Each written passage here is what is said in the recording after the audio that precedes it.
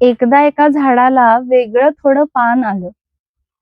म्हणजे बघा ना, आपण बऱ्याचदा अशी वेगळ्या रंगाची किंवा वेगळ्या आकाराची कित्येक पानं बघत असतो.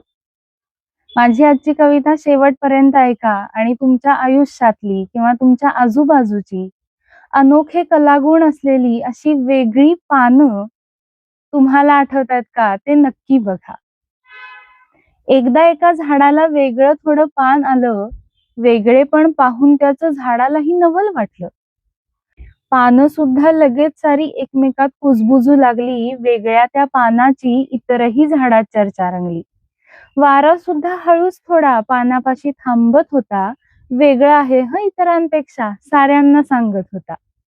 पानाला मात्र त्याचं वेगळेपण कळत नव्हतं. आपल्याबद्दल कुजबुज का हेही त्याला समजत नव्हतं. एकटं एकटं पडलं शेवटी, बोलत नव्हतं कोणी. एकटं एकटं पडलं शेवटी, बोलत नव्हतं कोणी. तेच गायचं स्वतःशी मग आनंदाची गाणी. वेगळेपण न ओळखताच वेगळं पान गळून गेलं. स्वतःचं वेगळेपण न ओळखताच हे एकटं पान गळून गेलं. धूळ, माती पायाखाली चिखलात शेवटी मळून गेलं. अरे, हे तर आपल्यासारखंच. पुन्हा नवी चर्चा रंगली. अरे, हे तर आपल्यासारखंच. पुन्हा नवी चर्चा रंगली.